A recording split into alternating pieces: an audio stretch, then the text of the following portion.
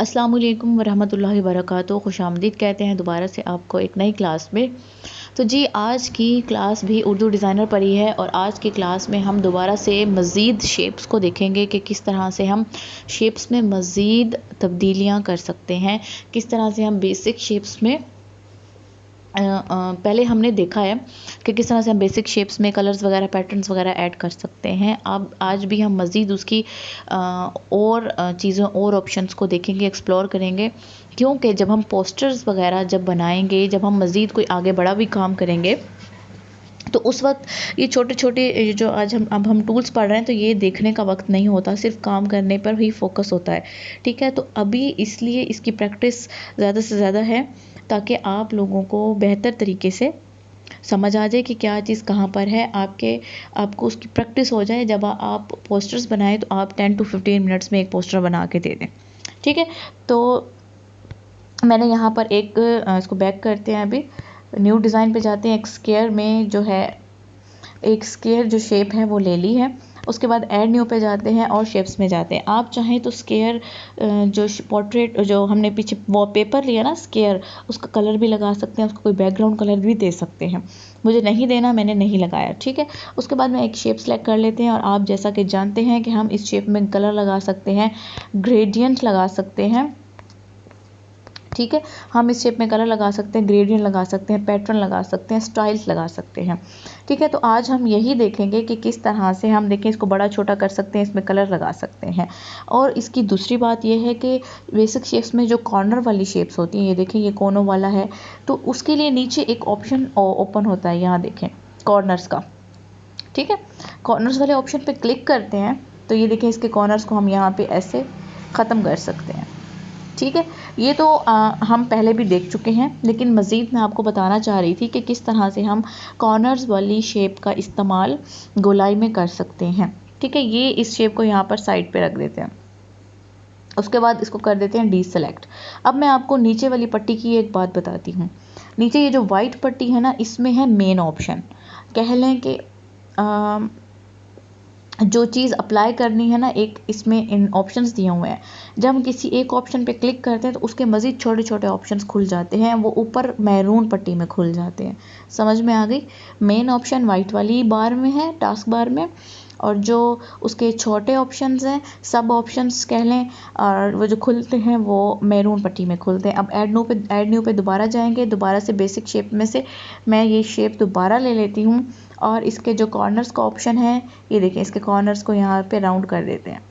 पहले मैं आपको एक चीज़ दिखाती हूँ, इसके कॉर्नर्स यहाँ से इस तरफ जाके ख़त्म करते हैं। हम इसको रेक्टेंगल शेप में भी कर सकते हैं। अगर हमारे डिज़ाइंस में हमें ये लाइंस चाहिए होती हैं, कुछ डिज़ाइन ऐसे होते हैं जिनमें हमें ये लाइंस ऐड करनी होती हैं, हम देखें इसको इस तरह से ऐड कर सकते हैं राउंड शेप में। ये देखें, ये देखें। ठीक है, तो इस तरह से इनको राउंड कर सकते हैं, इनका जो साइज़ है वो तब्दील कर सकते हैं, इनकी जो शेप है वो सारी चीज़ें हम तब्दील कर सकते हैं। ठीक है, उसके बाद क्या है, हमने ये कर लिया, इसको क्लोज कर देंगे और उसके बाद स्टाइल्स पे जाएंगे। स्टाइल भी हम पहले देख चुके हैं, अब मज़ीद हम और स्टाइल्स को देखते हैं। शेडो और ग्लो, ये दूसरे नंबर पे स्टाइल है, शेडो और ग्लो, इसको देखते हैं। तो वो कह रहे हैं कन्वर्ट टू रेस्टर। सबसे पहले कि आप अपनी इमेज को रेस्टर में कन्वर्ट करेंगे तो ही कोई चीज़ अप्लाई होगी। ठीक है, मैंने ग्लो वाले को चूज़ किया था ना, ये ग्लो लग गया। मैं आपको ये जूम करके दिखा देती हूँ। ये देखिए, ये पीछे एक ग्लो का सा कलर आ रहा है, नज़र आ रहा है, ये ग्रे ग्रे सा ये ग्लो लग चुका है इसको। ठीक है, ये है ग्लो इफेक्ट, ये ग्लो इफेक्ट है।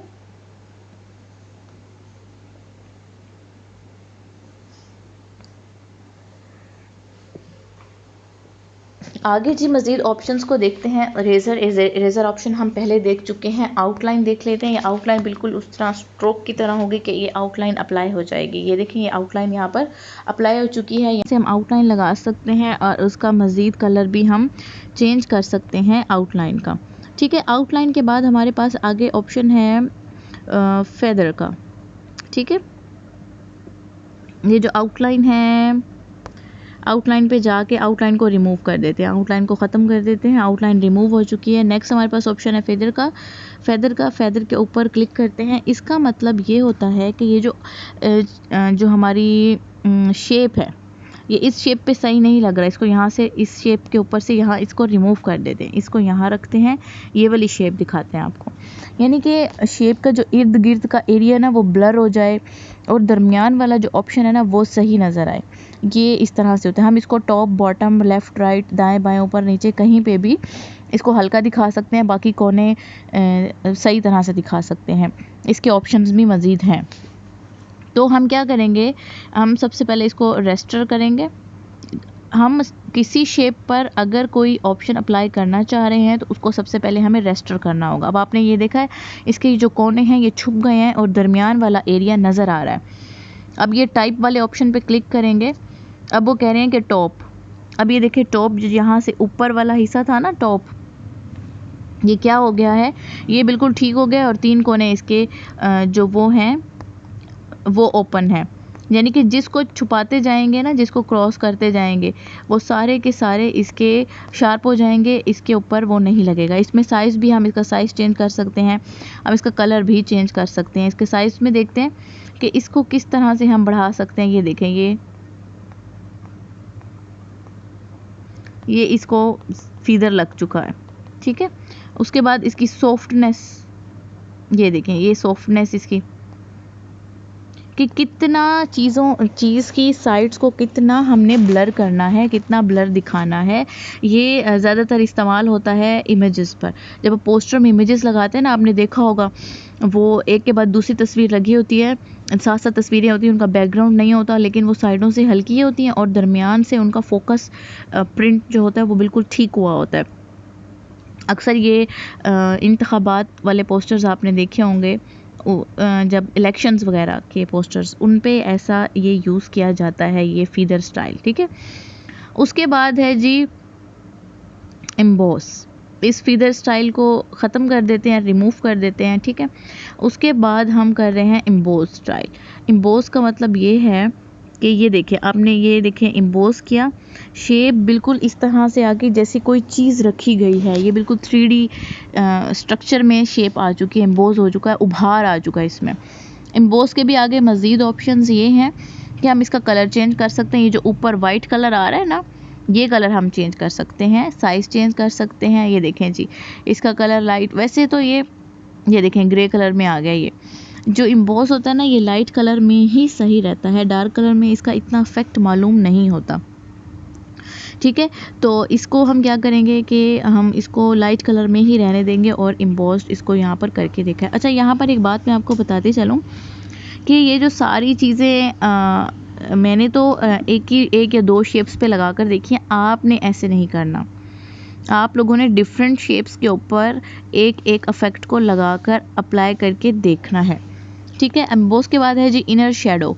ये देखिए इनर शेडो लग चुका है। यहाँ पर शेडो के कलर्स में मज़ीद ऑप्शंस हैं कि हम इसका कलर जो है वो, ये देखिए मैं आपको मज़ीद जूम करके दिखा देती हूँ। ये शेडो ये ब्लैक कलर का यहाँ पर लग चुका है, इसका कलर हम चेंज कर लेते हैं।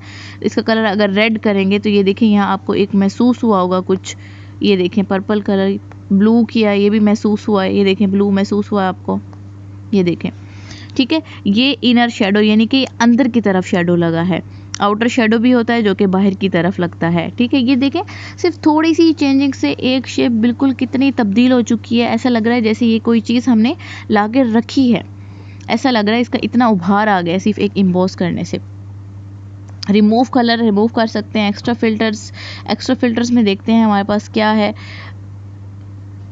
इन्वर्ट करके देख, जैसे कि एक तस्वीर पर फिल्टर्स लगते हैं ना, ये फिल्टर्स उस तरह के ही हैं। इनके ऊपर क्लिक करेंगे तो ये सिलेक्ट हो जाएंगे, इनको हटाएंगे तो दोबारा क्लिक करेंगे तो ये दोबारा से ये ऐसे देखेंगे। ये ना डिफरेंट फिल्टर्स हैं, ये देखें, ये देखें, ठीक है। ये फ़िल्टर्स हैं जो कि खूबसूरती पैदा करने के लिए इस्तेमाल किए जाते हैं। तो ये जो शेप्स में मज़ीद ऑप्शंस थे हमारे पास, आज हमने उनको देखा है। और फ़िल्टर्स को यहाँ से मैं क्रॉस कर देती हूँ। फ़िल्टर्स के बाद वही रेस्टर इफेक्ट्स और स्क्यू है। स्क्यू हम देख चुके हैं पहले ही कि स्क्यू क्या है। तो आज की जो हमारी क्लास है वो यहीं पे ख़त्म होती है और उम्मीद करती हूँ कि जो भी हमने शेप्स के बारे में देखा है वो आप लोगों को अच्छे से समझ आया होगा। तो आपने डिफरेंट शेप्स को लेकर उसका इस्तेमाल करके बहुत खूबसूरती से उनका इस्तेमाल करना है, अपनी क्रिएटिविटी दिखानी है। और अगली क्लास तक के लिए फिर इजाज़त दीजिए, दुआ में याद रखिएगा। अल्लाह हाफ़िज़।